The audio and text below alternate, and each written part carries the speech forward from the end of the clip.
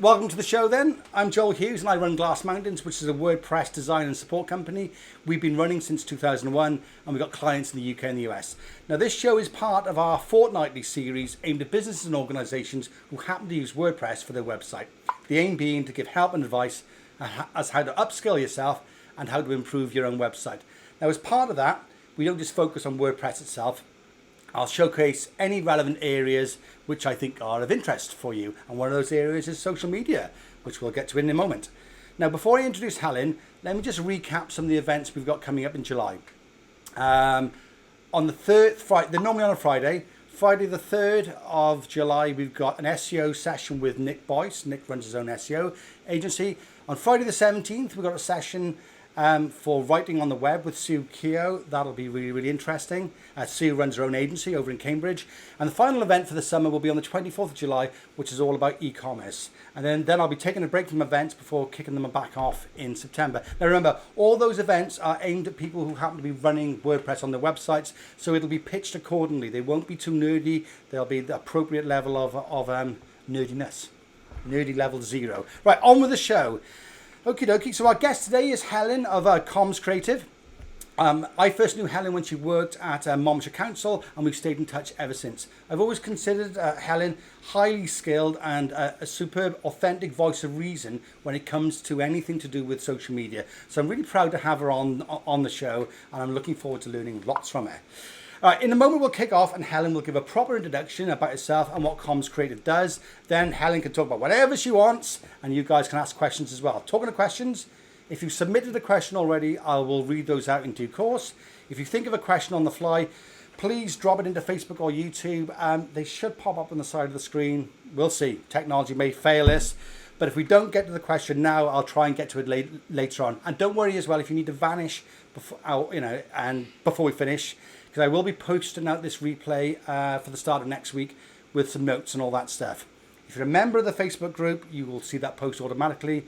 And if you're not, either join the group or maybe subscribe to Glass Mountains, glassmountains.co.uk/subscribe, and then you'll get notified when I put that post up, which will probably be tomorrow morning. So without further ado, I think we're going to hand over to Helen Reynolds, and it's only fair that you see Helen rather than me. I mean, I know I got a glorious shirt, so let's get Helen on the screen. And we've been glorious hats. Look at that. Helen is actually matching top, and all guests henceforth will be wearing appropriately matched clothing. Thank you, Helen. Yes, you showed us your snazzy shirt this morning, and I thought I've got to try and keep up the high standards of sartorial elegance, so I dug this one out of an old suitcase. Dug it out. That doesn't sound very sartorial elegant, but I haven't even ironed it. Yeah, well, same here. So you actually adopted the right level of elegance there. Well, that's what I like to match my audience. Perfect. Well, you've dovetailed in perfectly, Helen. Hello, I'm Helen Reynolds. I go by Hel Reynolds because when I joined Twitter, Helen Reynolds was already taken, so I went for Hel, and I thought, well, I'll just go with that. So I'm Hel Reynolds, and I do social media stuff, and I'm very looking forward to talking to you all about it. And I hope you can see my flowers behind there, because they look lovely, don't they? So, out from the garden. I can see them. They're from your garden? Yeah. There's another business in that, Helen. I know you're creating businesses all the time, so... Well, when I say they're from my garden, I'm staying with my mum during this whole lockdown here. They're my mum's. Okay. And some neighbours. So, shall I talk a little bit about some general social media stuff and then get to questions? Well, why don't you say, tell us a little bit about your background first and what Comms Creatives is, and then we'll just get into some general sort of bits and bobs. Yeah? Yes, beautiful, thank you. Comms Creatives is a business that I run with my sister, and I started my career, if you don't include all of the selling gas and electricity door to door and all of that stuff that happened before I got into communications.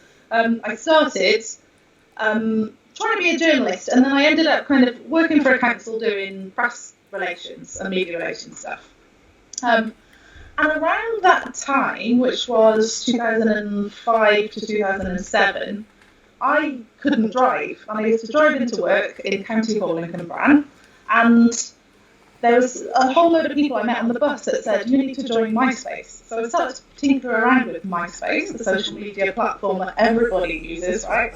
But at the time, it was the only one. Like Twitter and even Facebook hadn't taken off at that point. And I thought, ooh, I can use this to promote the council's works. Oh. And yes, Monmouthshire County Council was the first and possibly only council to use MySpace. And I learned loads. So in my career, I've learned tons and tons about social media from just experimenting and trying and doing it on behalf of the council, doing it now on behalf of my business. And I get all of my business through social media activities. So we can talk about that if you like. And I help lots of other big organisations. So a lot of the organisations that will come and be trained by Comms Creatives, which is me and my sister Leslie, they're often very charity focused. They're government organisations, but now we're getting quite a few different kinds of organisations coming in as well, whether they're like accounting firms, B2B stuff. We think that you can use social media in a creative way that actually gets you results, no matter what kind of business you are, or even if you're just, a solo entrepreneur. It's just about using it right. So that's the general gist of what we do. I also do little cartoons and stuff, which seem to, it doesn't matter that I can't draw. People seem to like them. You're a better drawer than I am, Hal. Don't say that. They always look really good. Well, thank you very much. The whole idea of them is that they're supposed to connect with my audience, and they don't need to be good. They just need to resonate, I suppose. They just need to get people feeling like, I know what it's like to be in the job that they're in. Cool. So a lot of the people that we train are social media managers and marketing professionals, communications professionals, and they've got, they do this all day, every day, and they just need a bit of inspiration and a little bit of therapy sometimes. Cool. And of course, how would they find Comms Creative? So is it comms-creative? I forget off the top of my head. Just commscreatives.com, Comms Creatives on LinkedIn, Comms Creatives on Twitter and Facebook and everywhere. All right. Well, you can also join the Comms Creatives Club, which is a Facebook group. If you just go to Comms Creatives and you'll have a look at the groups, join. Well, if you give me all the links later on, Helen, I will drop them all in all over the place. Okay. Okay. Lovely. Excellent. Well, I got a couple of questions, but is there anything general that you wanted to start with first, Hal? Yeah, I'll start with just a little bit of social media grounding before we get to the questions. Some of the most frequent problems that people have with social media is that they just don't understand why they get no engagement for a start. So they might be putting stuff out there and they get tumbleweed. And it's really frustrating. And you think, oh, well, I need to be a bit more creative, but I'm not sure how. Or you might think, oh, this was a lovely post that I put up on Facebook or whatever. Why did nobody see it? And I think it comes from a basic misunderstanding about how you sell on social media or how you actually just thrive at all as a business. Right.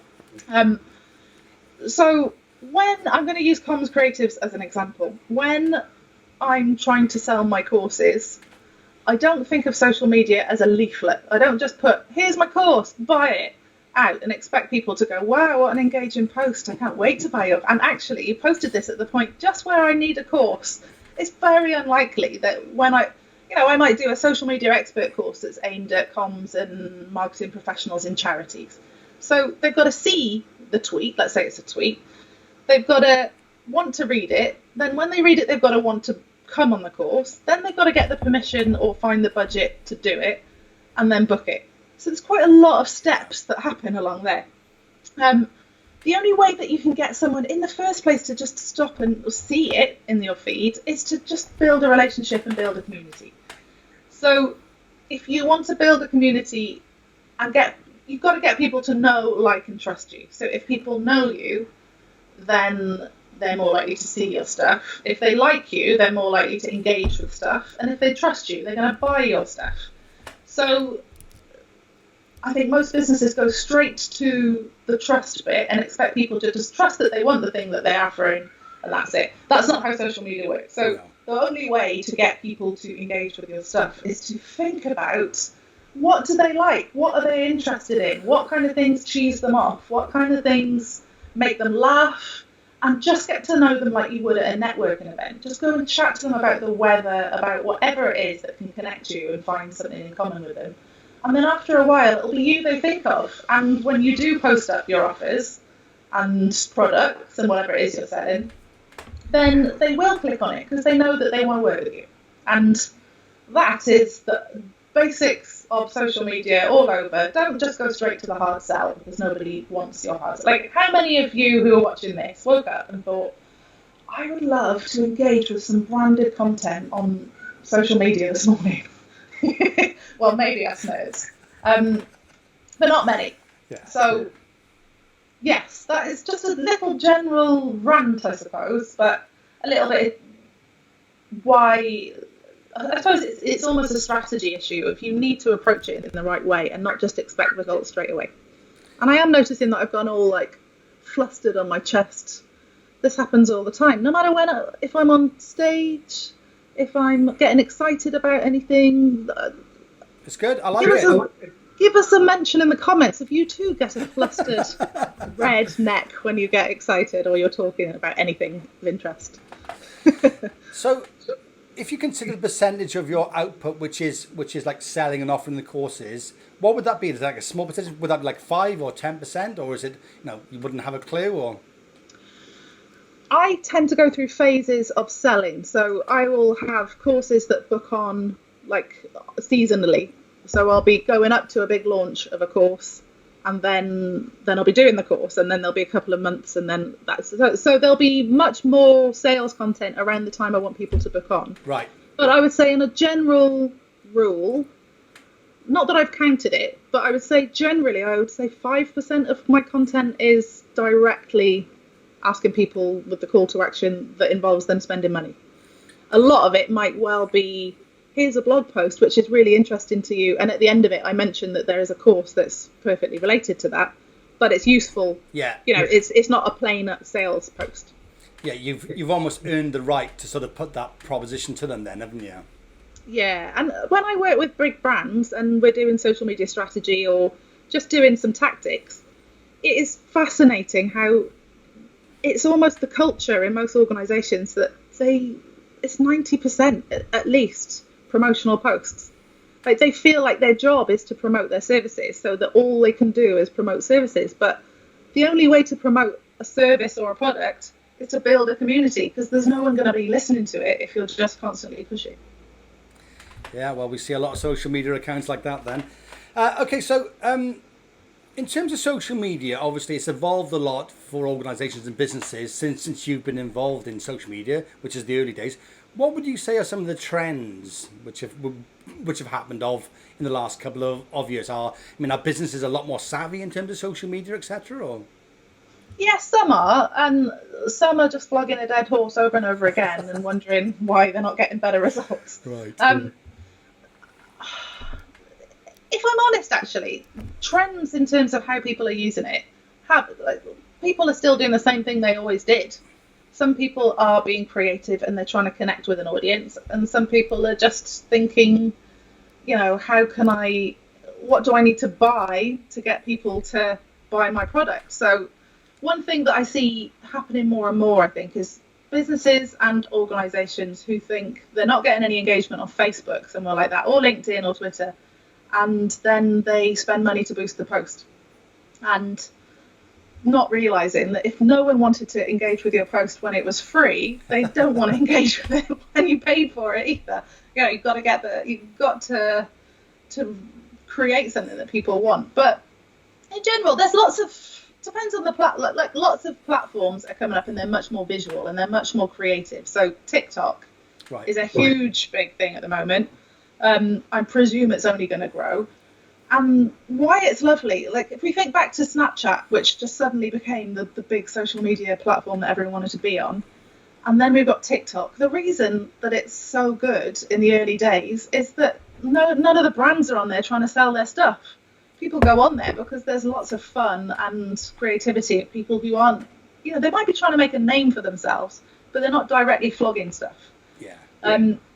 So these much more visual, like video kind of places like TikTok are the future, because I think they're showing people that you can have entertainment and you can be creative, and it's not just people putting their ads up. Are you guys on TikTok? Are you Comms Creative? No, we're still playing with it. Yeah. I mean, we are, but we're not using it as one of our kind of channels for communication, mainly because our audience isn't on there yet. So we've got to be fairly. I mean, I think this is good advice for any small business as well. You can't do every platform brilliantly, otherwise you'd be never doing any actual work. Not that it's not actual work, but you know what I mean. You never get to work in your business if you're always working on your social media side. So TikTok is something that I love to mess around with, and I am a consumer of it, but we don't create comms creative stuff there yet. If we find that there's a big audience for it, we might. But we're much more kind of LinkedIn, Twitter, Facebook. Yeah, I think businesses can easily fall into the trap of seeing a new social media platform come out and think, oh, we'll just jump onto that one. But as you say, you end up spreading yourself a bit thin then, rather than concentrating in the areas which you're comfortable with or time allowing for, yeah? Yeah, and like, it is great to jump on there and kind of get a feel for what's going on there, because you'll never know whether it's worth being on there if you don't know it. But just kind of trying to, I see this a lot with Instagram as well. Some people will just decide that they're going to do Instagram, and they just do the same stuff on Instagram that they do on Facebook, Twitter, and LinkedIn. And you're like, well, that's not what people go to Instagram for. It's a very different culture and a different kind of reason for use. So it's just about making sure that you're confident. I would say if you're going to focus your efforts on a social media channel, focus it on the one that you use a lot, because you'll understand it better and you'll get better results. Well, that makes a lot of sense. Shall I move on to a question? I think so, yeah. I'll try not to be so echoey. Okay. Let's just try this one now. Right, so we got a question. We got two questions. Were very, very similar. So we got one from Amanda Baker and Ian Edwards, and I think it's pretty much So Amanda asks, "Can I ask if you have any stats you could share with me about the best times to post social media and which platforms, please?" And Ian asks a similar question about the best and worst times and days to post. Do you focus on particular days or vary it? And is the approach different by target market? So anything you can say on posting, and you may well have to share some links later on, Hal, but whatever you think about now will be brilliant. Okay, I love this question. It comes up quite often, and I love the question, but often people don't like my answer. But I'm going to tell it anyway because it's the truth as far as I see it. A lot of people feel like there is an optimum time to post on social media. But without going into the details of algorithms, there is no optimum time. And you can't possibly know what the right time is to post on social media. So you might say, I'm going to give you an example to explain this. But basically, in a nutshell, the best time to post on social media is when you've made your content engaging and perfect for your audience. The worst time is when you're just trying to flog something, you haven't thought it through and you put it out. But I'm going to give you an example. So let's say I work in the NHS and I'm going to post out something for nurses who I know work shifts in the night. Okay. So I can say, right, well, an optimum time for them, I could look at the analytics on the back of my Facebook page. I can look on Twitter and I can see when most of my audience are active. So there's some, stats and information I can get there. But how am I supposed to know when those nurses are on Facebook or social media generally? Nobody's got a set schedule for checking their social media. Even if you think to yourself, well, I mostly check social media during my coffee break every day at 2. That's not the way most people, they pick it up when they've got 5 minutes, all the way through the day.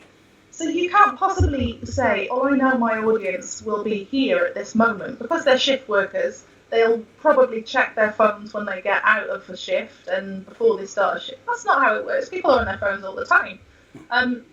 So first of all, you can't predict your audience, and every individual will be different. Second of all, imagine if you put a post out when hardly any of your audience are looking, so their feeds are less full of stuff. Like, it might just, that might be a better time. Yeah. the best time to post on social media is when you know that you've got a piece of content your audience will love. And then the algorithm will do the rest. So those of you who are not kind of into the algorithms, if you've got 1,000 people who like your page or are following you on Twitter, that post that you've just published doesn't just show to 1,000 fans. It's not just showing up in their feeds. Facebook's restricting who sees it. And they'll show that post to people that they think would like to see that post. And it doesn't matter if that person doesn't log in until tomorrow morning. If Facebook deems that post to be something they'll be interested in, it'll be at the top of their feed as soon as they wake up and look at their phone. So you can do all this research, but essentially what you'll get is a whole load of data with no insight. You can't possibly know exactly the right times. You can get a gist, right? So you might find that your posts at certain times of days do better. Yeah. But I would spend much more of my time thinking about how do I engage people, and a lot less time thinking about what's the specific optimum time, which you can never predict. Yeah, I think a lot of those questions come from the fact of misunderstanding how those feeds work, thinking it's just purely a time-based thing, but whereas no, it's an algorithm which has weighted it. And as you say, people like Facebook and LinkedIn, they want to put content in front of people which engages with people and people like. So if there's a great bit of content which posted 8 hours ago, they're happy to sort of boost it almost internally. Yeah, and like if I like your Glass Mountains page on Facebook, which I'm sure you do. Which I obviously do in both ways. I both like it and I like it. Let's say I've been talking for the last year on and off about hummus, which I probably have been because I like hummus a lot. And then suddenly you post about hummus on your page. Facebook knows that I like hummus. So I'm going to be one of the first people that sees your hummus post in my Facebook feeds. And it is just about not gaming the system and trying to get keywords that you're like, just get to know them and talk about things they like. Well, I'm going to optimize my content for hummus now, and maybe you can be a hummus optimization consultant as well. There's got to be a niche there, Hal. Well, do you know what? I have a T-shirt that says "Spread hummus, not hate," and I posted a picture up of myself in this T-shirt. And I have had a lot more hummus content in my feed ever since, which is why it came to mind. Right, let's move on to another question. This one is from Hugh Cook. What does Hugh say? I'd be interested to hear about experiences of using scheduling tools like Hootsuite without compromising on cross-platform differences, well, there's the big problem there, in audience, and the sacrifice made for time-saving exercises like scheduling or being or scheduling over, being able to personalize content and engage more stakeholders. So we're talking about the old scheduling tools there then, Hal. Yeah. I'm going to give a it depends if answer on this. So if you're like me and Leslie and Content Creators, a small little business, I would say avoid using the third-party applications completely, like Hootsuite and TweetDeck and Buffer and all of those. Because again, without going into the algorithms do not like it when you use something else to post, so it might give you a temporary little dip in how many people see your post. But more importantly, you've got to be thinking about your audiences in those places. Now, for our business, our little business, we've kind of got a similar strategy, but we're much more fun on Facebook, much more about visual like memes and short, funny content on Facebook than we are on. I mean, I put that stuff on LinkedIn and Twitter as well, but yeah. I put much more thoughtful stuff on LinkedIn and much more timely stuff on Twitter, let's say. So it doesn't take me that much extra time to just literally go to twitter.com or whatever and post it there.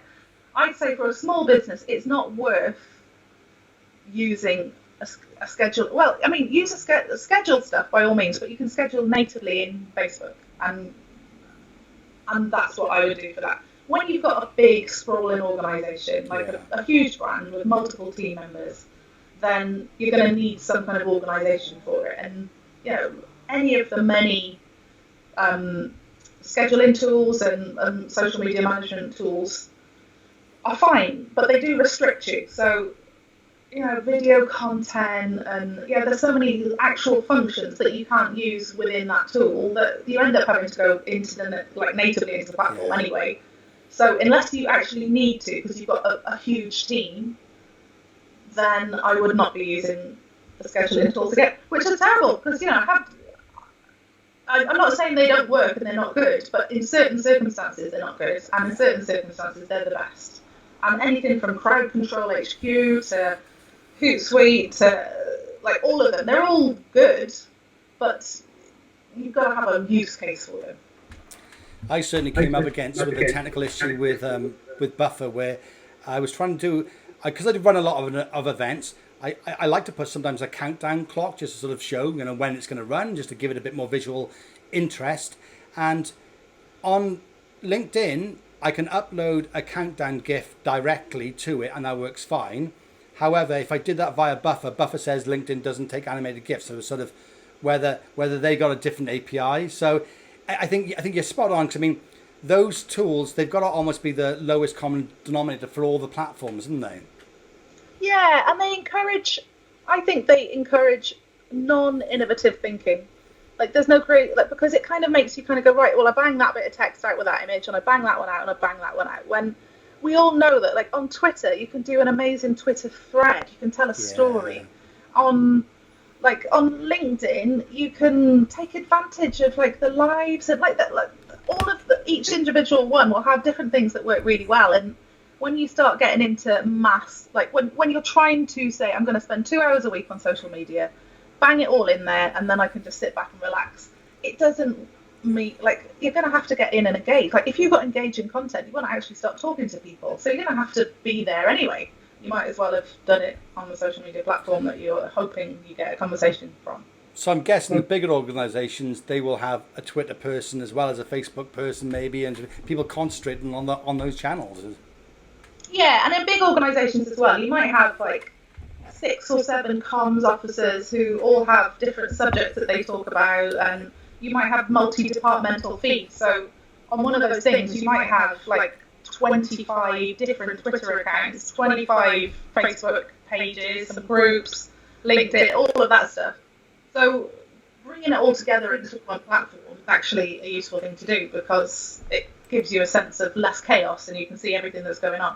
Also, what's great about those things is you have a dashboard and you can put keyword searches in. So I don't know, if I was using one, which I don't because I don't need to, but if I was in a big team, let's say Comms Creative suddenly became a massive organisation, I'd be putting in the term comms, social media, marketing. I'd be putting on different things that I'd be looking for people to talk about so that I could get involved and join their conversation. But I'm not. I like it. Yeah, I just get my phone out and do a little Twitter search for like #comms or whatever. And if that works, why the heck not? Exactly. Right, so we've got a couple more questions. And if anybody else has got any questions, feel free to drop it onto the old Facebook or YouTube. I'll check over on YouTube because sometimes the comments don't come through. So next up, question-wise, we have from Rian Short. I think there's 2 parts to this question. Rian's gone for the multi-part question approach, which I like. I like that a lot. First part is, how do you use GIFs and memes that fit in with your brand, tone of voice, or can they be an exception to the rule? And the second part is, I've recently read that emojis on Twitter don't help with engagement. Any thought, research on this? Hal, over to you. Okay. Hello, Ian. So the first part, the GIFs. Here's how you know that a GIF that you're going to choose is the right tone. You've got to, let me start this with a different angle. Everything that you do to create content on social media should come back to an incredible sense of empathy for your audience.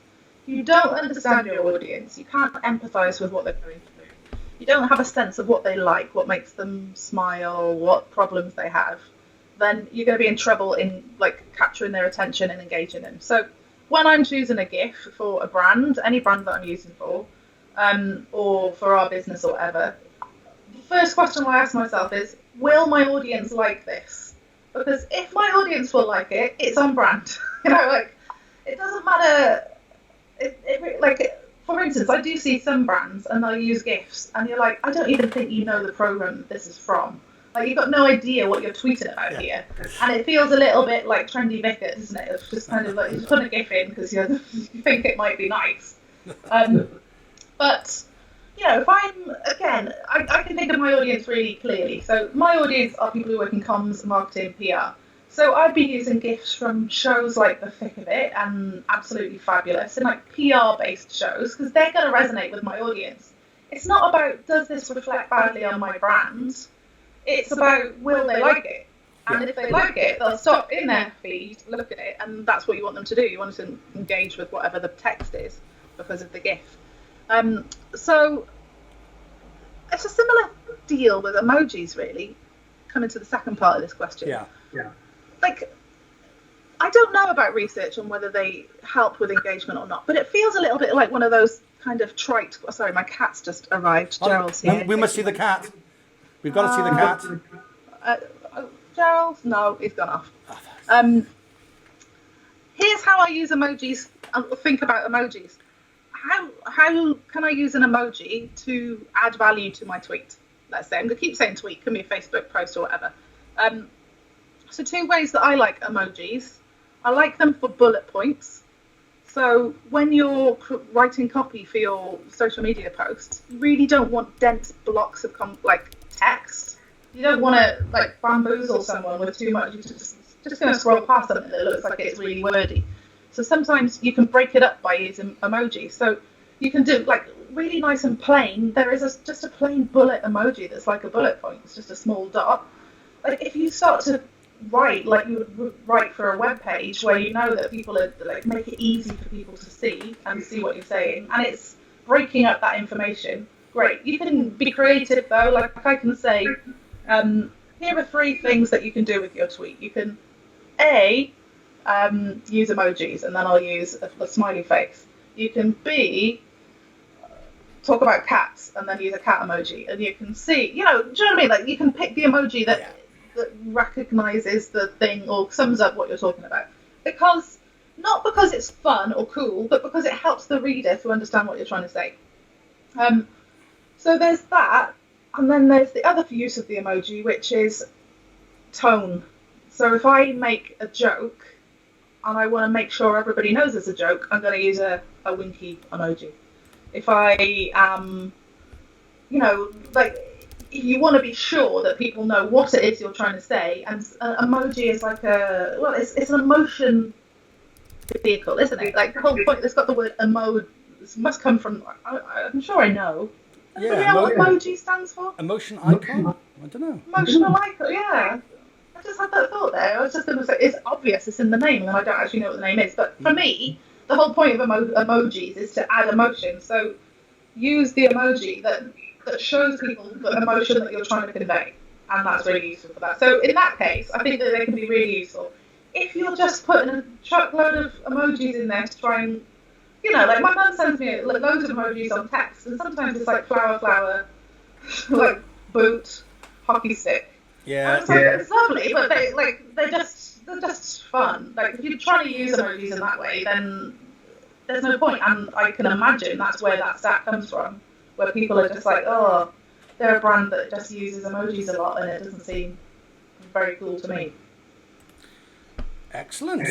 Yeah. I can show you on my tweets emojis. If anyone wants to see that, I'll get up the tweets in a minute. But for me, it's always about stop thinking about what either your boss or you want to sell and want to say, and start thinking about what your audience likes, and all the answers will come clear.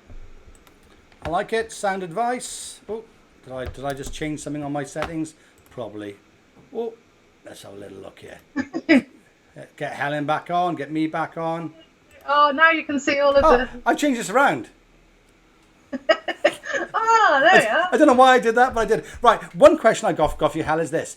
So obviously, I'm the centre point of my business, and on Twitter, I've got a Glass Mountains account, and I've got a Joel Hughes account, and I just don't tend to use the Glass Mountains one because I can't tweet in 2 places because I just feel like an authentic kind of schmuck kind of thing, and I don't like, well, on Glass Mountains I'll adopt this tone of voice kind of thing, and it seems like a nightmare. So what is the best way to handle that? Is just kind of just like to park the Glass Mountains one, or? I don't know if there's the right answer. I don't use our Comms Creatives one as much as I use my own personal one. Right. But then my sister's on that one as well. So it's almost like it's a secondary account, isn't it? Because you've got, like, Leslie's got her own, I've got my own, and then we've got one that we share between us. So, like, it's always easier to talk on behalf of yourself than it is on behalf of a brand. I don't think there's a right answer. And the reason I wouldn't get rid of the Comms Creatives one is there's a brand awareness level with it. I want people to know the name of Comms Creatives. Yeah. That, you know, it might happen that in a meeting someone says we need social media training and someone says we should use Helen Reynolds. But in some ways, in certain kind of organised, like, people prefer to work with a proper company, you know, rather than just like some woman they saw on YouTube with a red chest or whatever. Like, somehow it gives it more legitimacy that it's a proper functioning business. But the other thing is, you can use it to retweet yourself. You know, like, Comms Creatives on Facebook. I don't want people on my Facebook personal account. So it makes sense for me to have the Comms Creatives page there, and Comms Creatives, the page, manages all of the groups that we function as well. So, you know, you don't want to do that as your individual account either. So it's handy to have the brand accounts, but I can see your point is it's hard to love them as much as your own. Exactly. I think that hits the nail on the head. It's just hard to love as much. It feels like Joel_Hughes just feels like my natural home on Twitter. Yeah, and for businesses like ours, they are us. Our businesses rely on us. Like, if I was thinking about selling my business on at some point, which I'm not, then I would start to really build up the engagement on that and try to have a brand voice that isn't just basically my voice and Leslie's voice. And Leslie's voice is basically like mine because we come from the same womb, you know? Well said. Right, so we've got about 5 minutes to go. I don't want to keep you too long, Helen. Are there any final points that you'd like to make, Hel? I think the final point is try to overcome fears. So I think some of the best things that you can do on social media are when you're brutally honest, when you're talking about something that, whether, like, if it's your business that you truly believe your audience will be interested in. So some of the best and most powerful posts that have got me sales have come from me being really, really open and honest. I'll tell people what I really think about particular subjects, knowing that not everyone will agree with it. Right. But it's so refreshing amongst a whole load of bland, sitting on the fence content. And I'm not saying be controversial either. I'm just saying say things other people won't say. Yeah. I said on LinkedIn this morning, I think that you should try and reply to all of your posts on social media. But sometimes if you don't worry about it, because your mental health is much more important than being polite. And sometimes those, like, more emotional points about what your audience might be going through will be more memorable by far than, you know, like, here's a blog post on how to do this, which is lovely and useful, but not as emotionally resonant.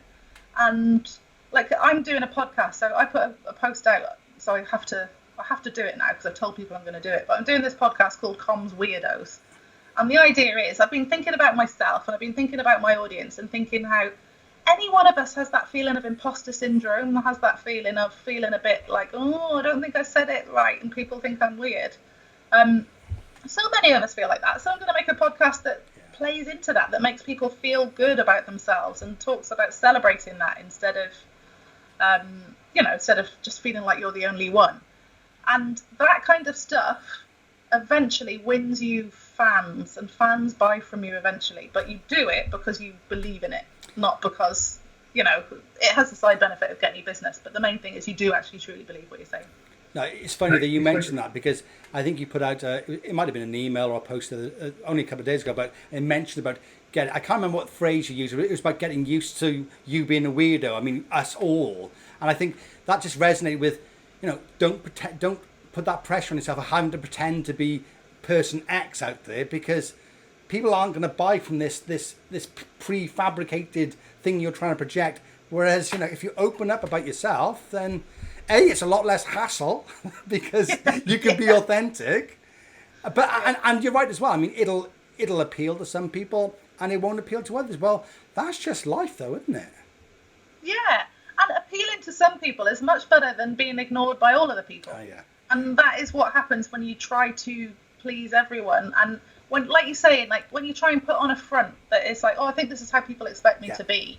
Well, anytime you do something that people expect, it's not interesting. Like, try and do things that people don't expect, that isn't like classic for your sector or your, like, whatever it is that you're using social media to do. Like, don't be the same as everyone else. There's so many people that are trying to be professional by being the same as everyone else, and then they just get lost in that scroll of like, another one of those. I think putting on that front as well just takes up a load of energy, which would be best channeled into creating interesting content. Yeah, and content that you actually enjoy making, rather than feels like, oh, I've just gone through 3 steps on how to create this, and it doesn't feel like I put any of myself into it. You know, that's. I love templates and I love formulas for things, but you've got to put a bit of yourself in there as well. What shall we end with? Helen, what's your favourite standout mistake, not necessarily that you've made, or that you've seen made on social media in the last couple of years? Oh, a mistake. If you're allowed to say something like that, without ridicule. I don't want to ridicule anybody, but... I know. My all-time favourite mistake is an old one. Right. But it's the time that, at the time he was the politician, Ed Balls, decided that he was going to search what people were saying about him on Twitter by searching for Ed Balls, but he accidentally tweeted it instead. Everybody retweeted it. They all took the piss for a year until now it's like an annual event. We have Ed Balls Day, and he embraces it. Everyone embraces it. We laugh at it, and if anything, it raised his profile and made him much more approachable and likable. That's my favourite. What's your favourite? I think my favourite is one of yours, actually. I think you were at Monmouthshire Council, and I think you were trying to tweet about something to do with Princess Anne. I think you put in a bit.ly link of an image, but you cut the character off at the end, and I don't think it showed Princess Anne. I think it showed something else. Yeah, you've got the most amazing memory. I couldn't remember you remember this. I found that so hysterical. You actually gave a social media talk a million years ago when I was at in the indoor market, and I can remember you telling that story, and there's about a room full of 30 people, and they were all hysterical because it is just that funny. I can't. Was the image of some sort of, was it Michael Jackson or? Michael Jackson impersonator holding 3 masks of Michael Jackson through various different eras. It was really weird. And the thing is, I didn't know I tweeted it because I was live tweeting as well, and I was going along, and then the chief exec of Monmouthshire Council, who I worked for at the time, just went, "What on earth are you doing on Twitter?" Like, oh my god!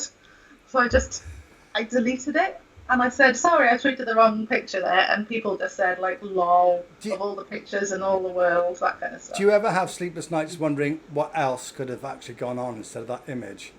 Oh, can you imagine?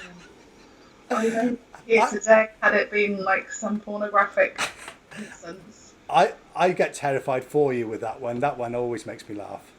It's one of the things as a social media manager that I can definitely like talk about, and I might even do a cartoon about it, but the absolute buttock clenching fear that you sent the wrong thing from the wrong account, or that you've accidentally like auto-corrected cooked cock or whatever it is. That old favourite. I do that all the time. Oh, excellent. Okay, now Helen. Myself, I don't have to worry about it, but now all I get is, I'm not trying to say ducking, for God's sake. I know. If I could remove ducking from my phone, I would. I have no need for that word. Yeah. I never use it. When do you say it? I'll just throw something at your head next time, and then you'll have a reason to use it. Good. Ducking. Is there anything you want to mention about what you've got coming up, Helen, before you vanish? I mean, obviously, you'll let me know all your links and stuff, and I'll get that out there. But if there was anything in particular... Yes, I always forget the telling people what's coming up bit. Thank you. We've got, coming up in September, we've got the Social Media Expert course, which is everything, like how to do great copywriting, how to do storytelling, how to get zillions more followers, all of that stuff. So, Social Media Expert course, which is on the website. We've got a free course. Well, it's not a course, it's a little challenge. It's a creativity challenge. So, it's 31 days of creativity. You get a 15-minute task every day. Every task will boost your ways of like creative thinking. You can do it anytime, but I'm going to turn it into like an email challenge for August. Good. So go and have a go now and enjoy it, or wait until August and do it with a whole bunch of us in August as well. And it's lots of fun, but it also teaches you social media skills. Well, I will certainly try and get involved as well. And if you let me know, I will share that on all the appropriate channels, but not using buffer. I will craft tweets accordingly. Fantastic. Good. See, I'm learning. Look, Hal, thanks very much for your time. Guys, I hope nobody had too many technical issues. If you did, then I will sort the replay out so you can, hopefully you can pick out bits and bobs from that. But failing that, everybody, thank you very much for tuning in and have a lovely weekend. And that's bye from me and bye from Hal. Bye.